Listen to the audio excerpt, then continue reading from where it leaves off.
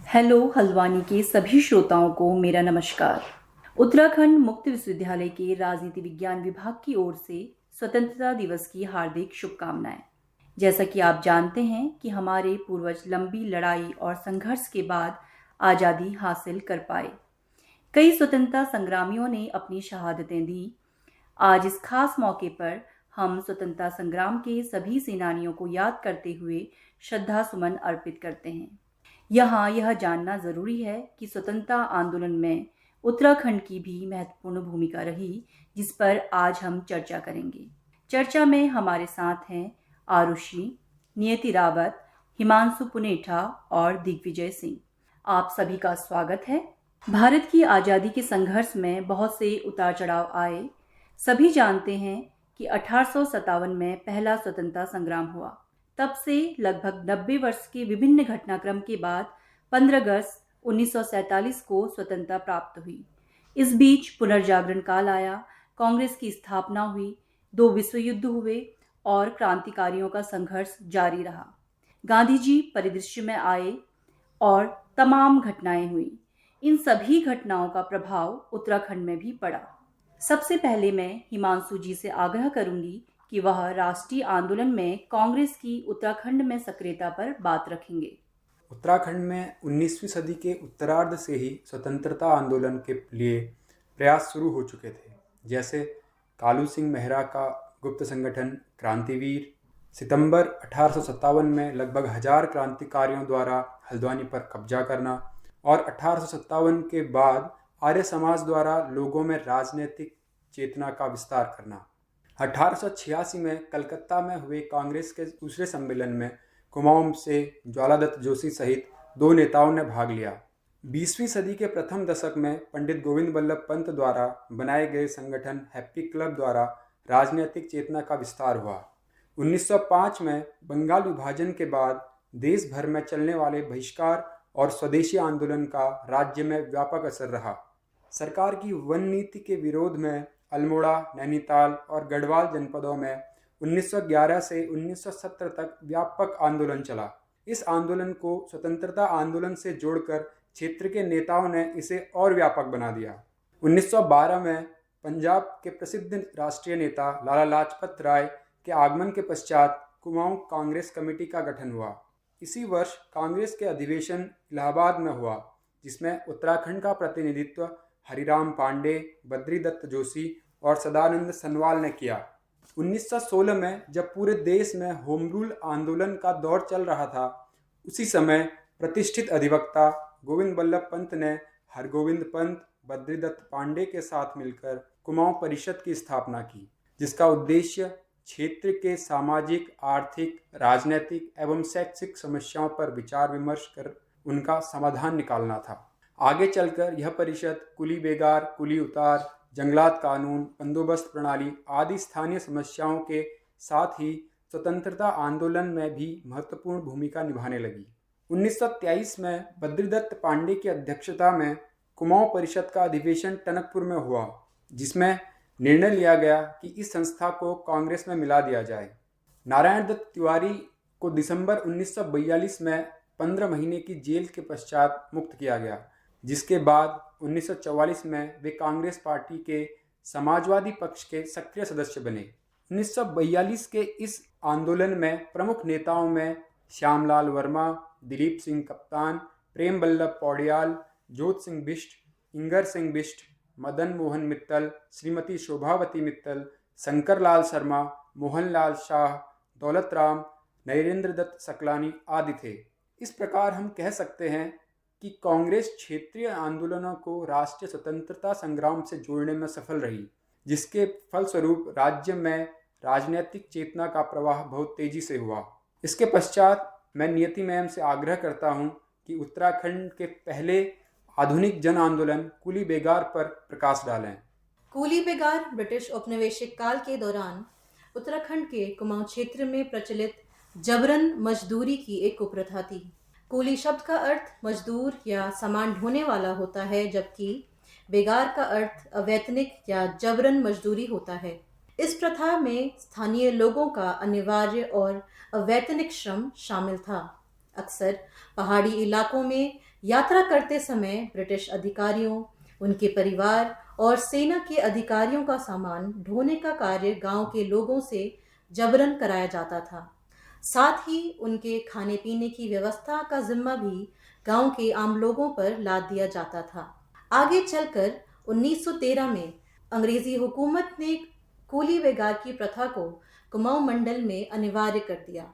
इस शोषणकारी व्यवस्था ने स्थानीय आबादी पर भारी बोझ डाला, क्योंकि उन्हें औपनिवेशिक अधिकारियों की सेवा करने के लिए अपना नियमित कार्य और आजीविका छोड़ने के लिए मजबूर होना पड़ा। यह प्रथा अत्यंत दमनकारी थी, क्योंकि लोगों के पास इस शोषण का कोई उपाय नहीं था और उन्हें उस काम के लिए कोई मुआवजा भी नहीं मिलता था।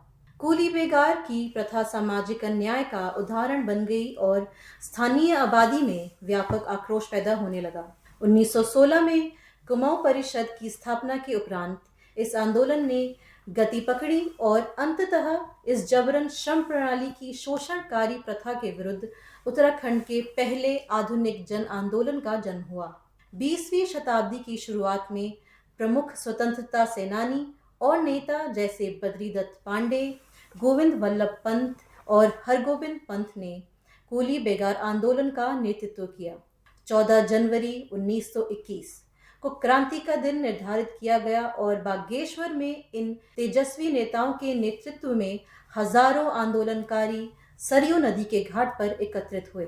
यहाँ आंदोलनकारियों ने कूली बेगार प्रथा का अंत करने की प्रतिज्ञा ली और साथ ही विद्रोह में कूली बेगार के रिकॉर्ड रजिस्टर भी फाड़ दिए। कूली बेगार आंदोलन को रक्तहीन क्रांति भी कहा जाता है, क्योंकि आंदोलनकारियों ने परस्पर अहिंसा का मार्ग अपनाया और इसकी सराहना स्वयं महात्मा गांधी ने भी की। फलस्वरूप ब्रिटिश सरकार ने कूली बेगार के अंत हेतु बिल पारित किया और इस प्रकार आंदोलनकारियों ने कूली बेगार की कुप्रथा का अंत किया। अब मैं लता मैम को आमंत्रित करती हूँ और उनसे रिक्वेस्ट करती हूँ कि वह स्वतंत्रता आंदोलन में 1942 की जन क्रांति व शहादत पर जानकारी दें। अब हम 1942 के भारत छोड़ो आंदोलन की तरफ आते हैं, जो एक तरह से स्वतंत्रता संग्राम का अंतिम हिस्सा था। इस दौरान उत्तराखंड में भी आंदोलन का उभार था। 19 अगस्त एक ऐसी तारीख बनी जब उत्तराखंड के 2 स्वतंत्रता सेनानियों ने अपनी शहादत दी।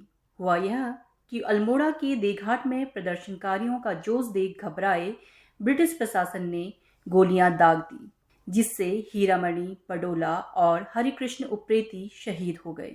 इस घटना में लोग घायल हुए। यह उत्तराखंड में भारतीय स्वाधीनता संग्राम की पहली शहादत थी। 9 और 10 अगस्त 1942 में सालम में बहुत बड़ा सत्याग्रह हुआ, जिसके लिए लोग धामदेव के टीले में इकट्ठा हुए। ब्रिटिश हुकूमत ने यहाँ गोलीबारी शुरू कर दी, जिसमें शेर सिंह की पीठ पर गोली लगी।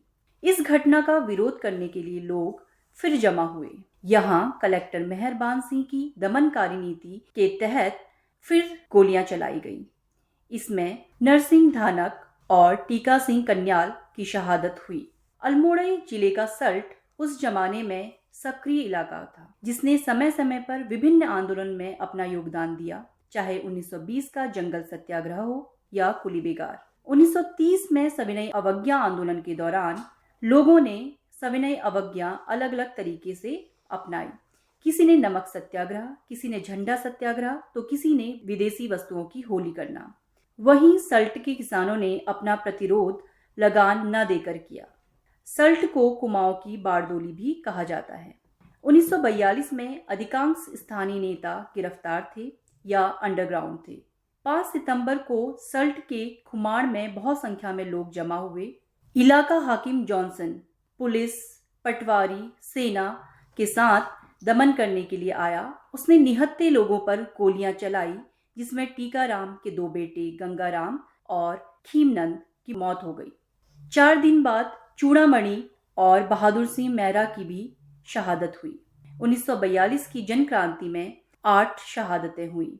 इस चर्चा के क्रम में अब दिग्विजय जी को भारतीय स्वतंत्रता संग्राम में उत्तराखंड में पत्रकारिता की भूमिका पर जानकारी उपलब्ध कराने के लिए आमंत्रित करती हूँ। भारतीय स्वाधीनता संग्राम में पत्रकारिता की एक विशिष्ट भूमिका रही है।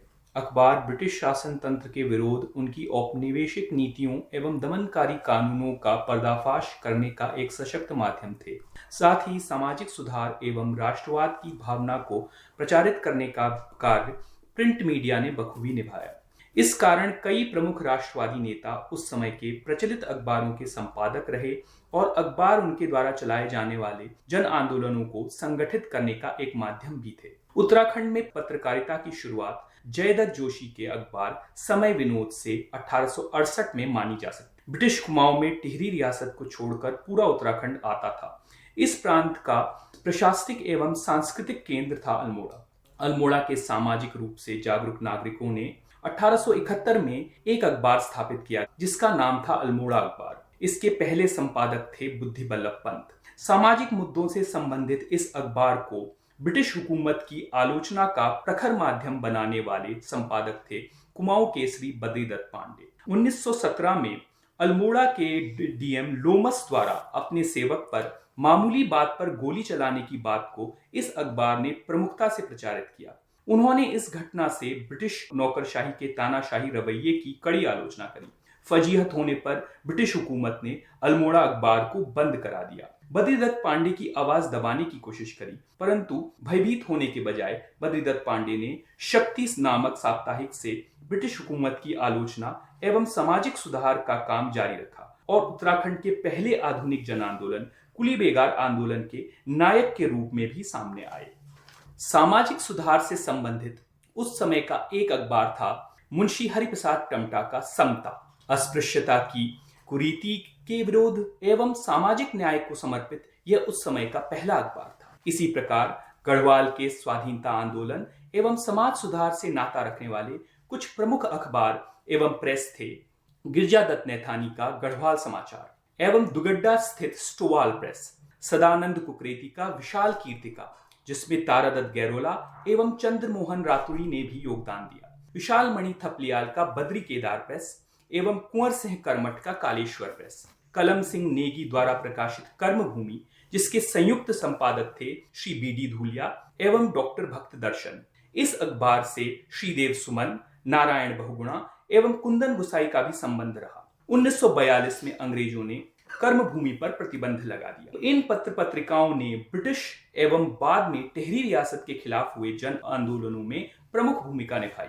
यह गौर करने की बात है कि उस समय पत्रकारिता एक मुनाफे वाला कार्य नहीं था। सामाजिक मूल्यों से प्रेरित पत्रकारिता के यह पुरोधा निजी हितों को दांव पर लगाकर कभी राष्ट्रवाद से प्रेरित व्यक्तियों के द्वारा दी गई आर्थिक मदद तो कभी अपने पैसों से आर्थिक नुकसान उठाते हुए एवं सरकार की दमनकारी कार्यवाहियों को सहते हुए राष्ट्रवाद के लिए इन अखबारों का प्रकाशन जारी रखते थे। अब हम बात करेंगे उत्तराखंड की उन वीर महिलाओं के बारे में जिन्होंने भारत के स्वतंत्रता संग्राम में अपना अमूल्य योगदान दिया। इस विषय पर चर्चा करने हेतु मैं आरुषि जी को आमंत्रित करता हूँ। उत्तराखंड की महिलाओं का सामाजिक और राजनीतिक व्यवस्था में परिवर्तन करने में महत्वपूर्ण योगदान रहा है। ठीक उसी प्रकार स्वतंत्रता आंदोलन में भी उत्तराखंड की बहु बेटियों ने बढ़ चढ़कर हिस्सा लिया था। कई ऐसी महिलाएं थीं जिन्होंने अपना सर्वस्व देश की आजादी के लिए न्यौछावर कर दिया। आइए हम उन वीरांगनाओं को याद करें जिनमें कुंती वर्मा, पद्मा जोशी, कुंता देवी, दुर्गावती पंत, भागीरथी देवी, तुलसी देवी, भिवेड़ी देवी, जानकी देवी, मंगला देवी आदि शामिल हैं। राष्ट्रीय स्तर में लगभग जितने भी आंदोलन रहे, चाहे नमक सत्याग्रह हो या भारत छोड़ो आंदोलन, लगभग सभी आंदोलनों में इन महिलाओं के द्वारा सक्रिय भागीदारी दर्ज की गई। अब हम बात करते हैं राष्ट्रपिता महात्मा गांधी द्वारा शुरू किए गए नमक सत्याग्रह की। यह वह समय था जब देश के लगभग कोने कोने से लोग इस आंदोलन से जुड़ रहे थे। उत्तराखंड के नैनीताल से भी कई बहादुर महिलाएं इस आंदोलन में शामिल हुई थीं। क्या आप जानते हैं कि नमक सत्याग्रह के दौरान अल्मोड़ा में एक ऐतिहासिक घटना घटी थी। अल्मोड़ा के नगर पालिका भवन पर विष्णु देवी शाह के नेतृत्व में कुंती वर्मा, जीवंती, मंगला और रेवती जैसी वीर महिलाओं ने तिरंगा फहराया था। यह एक साहसिक कदम था जो कि उस समय अपराध की श्रेणी में शामिल था। इन महिलाओं की वीरता ने न सिर्फ उत्तराखंड बल्कि पूरे देश को प्रेरित किया। उनके इस कदम ने अंग्रेजी हुकूमत को साफ संदेश दे दिया कि भारत की महिलाएं भी आजादी की जंग में पीछे नहीं हैं। श्रोताओं, फरवरी 1932 में अंग्रेजों ने राज्य की 8 महिलाओं को फतेहगढ़ जेल और पद्मा जोशी को लखनऊ जेल भेज दिया। यही नहीं, कुंती वर्मा को जीवित और अजीवित पकड़ने का भी फरमान जारी कर दिया गया। इससे अनुमान लगाया जा सकता है कि कैसे अंग्रेजी हुकूमत ने इन महिलाओं की सक्रियता से भयभीत थी और जिस कारणवश वह इस तरह के निर्णय लेने के लिए मजबूर थे। भारत छोड़ो आंदोलन के दौरान मालती देवी के नेतृत्व में देश सेवक संगठन से जुड़ी महिलाओं ने रेल संपत्ति को नुकसान पहुंचाया, जिसके लिए उन्हें लगभग 15 साल की सजा सुनाई गई थी। 1941 में गांधी जी ने अपनी अंग्रेज शिष्या सरला बहन को अल्मोड़ा भेजा। उन्होंने कौसानी में लक्ष्मी आश्रम की स्थापना की। इस आश्रम में इनके द्वारा चरखा चलाने के साथ साथ महिलाओं को आजादी की लड़ाई के लिए भी तैयार किया जाता था। इसी क्रम में पिथौरागढ़ की तुलसी देवी ने सरला बहन से प्रेरणा लेकर गरीब महिलाओं को आत्मनिर्भर बनाने का बीड़ा उठाया। उनका नारा था, रो मत आगे बढ़ो। अंत में गांधी जी की एक और विदेशी शिष्या मीरा बहन ने ऋषिकेश में पशुलोक की स्थापना की और महिला जागृति में भी अहम भूमिका निभाई। प्रिय श्रोताओं, आज हम आजादी की खुली हवा में सांस ले रहे हैं, तो हमें इन वीरांगनाओं को याद करना चाहिए जिन्होंने अपने हौसले और जज्बे से इतिहास रच दिया। उनकी कहानियां हमें बताती हैं कि आज़ादी की लड़ाई में हर किसी का योगदान मायने रखता है, चाहे वो कितना बड़ा या छोटा ही क्यों ना हो। आज की इस चर्चा में हमारे द्वारा राष्ट्रीय आंदोलन में उत्तराखंड राज्य की भूमिका पर चर्चा की गई, जिसमें उत्तराखंड के प्रथम आधुनिक जन आंदोलन कुली बेगार आंदोलन, राष्ट्रीय कांग्रेस की सक्रियता, सल्ट आंदोलन, पत्र पत्रिकाओं के योगदान व महिलाओं के योगदान पर संक्षिप्त जानकारी दी गई। स्वतंत्रता दिवस की शुभकामनाओं के साथ आज की इस चर्चा को हम यहीं समाप्त करते हैं। धन्यवाद।